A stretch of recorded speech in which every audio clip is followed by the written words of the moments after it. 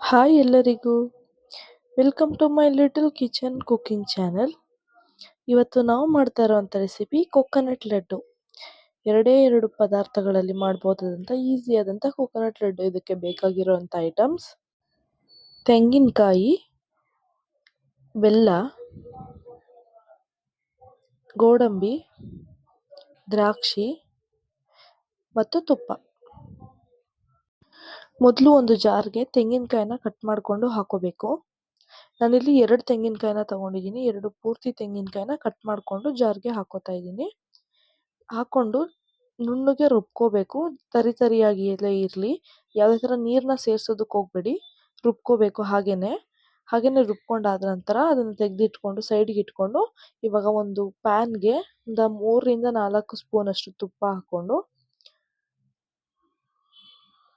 ಗೋಡಂಬಿ ಮತ್ತು ದ್ರಾಕ್ಷಿ ಎರಡನ್ನೂ ಹುರ್ಕೊಳ್ಳೋಣ. ಇದು ತುಂಬಾನೇ ಬೇಗ ಆಗೋಗುವಂಥ ರೆಸಿಪಿ.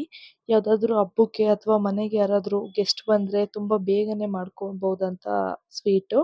ತುಂಬಾನೇ ಬೇಗ ಆಗೋಗುತ್ತೆ. ನೀವು ತುಂಬ ಈಸಿ ರೆಸಿಪಿ ಯಾವುದಾದ್ರೂ ನೋಡ್ತಾ ಇದ್ರೆ ಬೇಕಿದ್ರೆ ಇದನ್ನು ನೀವು ಟ್ರೈ ಮಾಡ್ಬೋದು. ತುಂಬ ಈಸಿಯಾಗಿ ನೀವು ಲಡ್ಡುನ ಮಾಡ್ಕೋಬೋದು.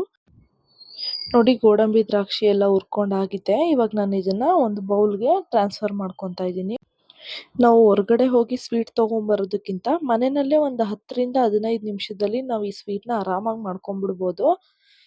ಜಸ್ಟ್ ಒಂದು ಬೆಲ್ಲ ಮತ್ತು ಸ್ವಲ್ಪ ಕಾಯಿ ಇದ್ದರೆ ಸಾಕು, ಆರಾಮಾಗಿ ಸ್ವೀಟ್ನ ಮಾಡ್ಕೊಬೋದು. ನೋಡಿ, ಇವಾಗ ಟ್ರಾನ್ಸ್ಫರ್ ಮಾಡ್ಕೊಂಡು ಆಗಿದ್ದೆ ನಾನು ಗೋಡಂಬಿ ಮತ್ತು ದ್ರಾಕ್ಷಿನ.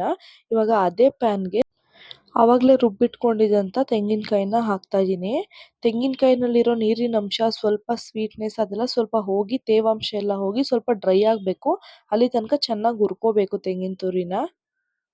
ನೋಡಿ, ನಾನು ಹುರ್ಕೊತಾ ಇದ್ದೀನಿ. ನೀವು ಆದಷ್ಟು ಸ್ವಲ್ಪ ಮೀಡಿಯಂ ಫ್ಲೇಮಲ್ಲೇ ಇಟ್ಕೊಳ್ಳಿ. ಜಾಸ್ತಿ ಹೈ ಫ್ಲೇಮಲ್ಲಿ ಇಟ್ಕೊಂಡ್ರೆ ಕಾಯಿ ಎಲ್ಲ ಫುಲ್ ಸೀದೋಗ್ಬಿಡುತ್ತೆ. ಮೀಡಿಯಂ ಫ್ಲೇಮಲ್ಲೇ ಇಡಿ. ತೆಂಗಿನ ತುರಿ ಎಲ್ಲ ಡ್ರೈ ಆಗಿದೆ. ನಾನು ಇವಾಗ ಬೆಲ್ಲ ಹಾಕ್ಕೊತಾ ಇದ್ದೀನಿ. ಅಳತೆ ನೋಡ್ಕೊಂಡು ಹಾಕ್ಕೊಳ್ಳಿ ಬೆಲ್ಲನ. ನಾನಿಲ್ಲಿ 2 ಹೋಳು ತೆಂಗಿನಕಾಯಿ ತೊಗೊಂಡಿರೋದ್ರಿಂದ 1 ಕಪ್ ಬೆಲ್ಲ ಹಾಕ್ಕೊತಾ ಇದ್ದೀನಿ. ನೀವು 1 ಹೋಳು ತೆಂಗಿನಕಾಯಿ ತೊಗೊಂಡ್ರೆ ಅರ್ಧ ಕಪ್ ಬೆಲ್ಲ ಸಾಕಾಗುತ್ತೆ. ಬೆಲ್ಲ ನೋಡ್ಕೊಂಡು ಹಾಕ್ಕೊಳ್ಳಿ. ಬೆಲ್ಲ ಹಾಕಾದ್ಮೇಲೆ ಚೆನ್ನಾಗಿ ಮಿಕ್ಸ್ ಮಾಡ್ಕೊಳ್ಳಿ. ಪದೇ ಪದೇ ಇದನ್ನು ಕೈಯಾಡ್ತಾ ಇರಬೇಕು, ಇಲ್ಲಾಂದರೆ ಅಂಡಿಡ್ಕೊಂಡ್ಬಿಡುತ್ತೆ. ನೀಟಾಗಿ ಮಿಕ್ಸ್ ಮಾಡ್ಕೊಳ್ಳಿ. ಬೆಲ್ಲ ಮೆಲ್ಟ್ ಆಗೋ ತನಕ ಚೆನ್ನಾಗಿ ಮಿಕ್ಸ್ ಮಾಡ್ಕೊಬೇಕು. ಲೋ ಫ್ಲೇಮಲ್ಲೇ ಇಡಿ, ಜಾಸ್ತಿ ಹೈ ಫ್ಲೇಮಲ್ಲಿ ಇಡಬೇಡಿ. ನೋಡಿ, ಇದೆಲ್ಲ ಚೆನ್ನಾಗಿ ಮಿಕ್ಸ್ ಆಗಿ ಪಾತ್ರೆಗೆ ಅಂಟ್ತಾ ಇಲ್ಲ. ಈ ಥರ ರೆಡಿ ಆಗಬೇಕು. ಬೆಲ್ಲ ಮತ್ತು ಕಾಯಿ ಎರಡನ್ನೂ ಚೆನ್ನಾಗಿ ಹೊಂದ್ಕೋಬೇಕು. ನೋಡಿ, ಇದು ಹೊಂದ್ಕೊಂಡಿದೆ. ಇದೇನಿದೆ ಆಲ್ಮೋಸ್ಟ್ ರೆಡಿ ಆಗೋಗಿದೆ. ಇದಕ್ಕಿನ್ನ ಜಸ್ಟ್ ನಾವು ಆವಾಗಲೇ ಫ್ರೈ ಮಾಡಿ ಎತ್ತಿಟ್ಕೊಂಡಿದ್ದಂಥ ಗೋಡಂಬಿ ಮತ್ತು ದ್ರಾಕ್ಷಿ ಎರಡನ್ನೂ ಹಾಕಿ ಮಿಕ್ಸ್ ಮಾಡಿಕೊಂಡ್ರೆ ಮುಗೀತು. ನಮ್ಮ ಕೊಕೊನಟ್ ಲಡ್ಡು ರೆಡಿಯಾಗಿ ಹೋಗ್ಬಿಡುತ್ತೆ. ಒಂದು 10 ರಿಂದ 15 ನಿಮಿಷದಲ್ಲಿ ಆಗೋಗುವಂಥ ರೆಸಿಪಿ. ಈಸಿಯಾಗಿ ಮಾಡ್ಕೋಬೋದು. ನೋಡಿ, ನಾನು ಡ್ರೈ ಫ್ರೂಟ್ಸ್ ಹಾಕ್ತಾಯಿದ್ದೀನಿ, ಫ್ರೈ ಮಾಡಿ ಇಟ್ಕೊಂಡಿರೋ ಅಂಥದ್ದು. ಇದು ಹಾಕ್ಕೊಂಡು ಒಂದು 2 ನಿಮಿಷ ಮಿಕ್ಸ್ ಮಾಡಿ ಸ್ಟವ್ ಆಫ್ ಮಾಡಿಕೊಂಡು ಒಂದು 10 ನಿಮಿಷ ತಣ್ಣಗಾಗೋದಕ್ಕೆ ಬಿಟ್ಟು ಆಮೇಲೆ ನಾವು ಉಂಡೆ ಮಾಡಿಕೊಂಡ್ರೆ ನಮ್ಮ ಕೊಕೊನಟ್ ಲಡ್ಡು ರೆಡಿಯಾಗಿ ಹೋಗ್ಬಿಡುತ್ತೆ.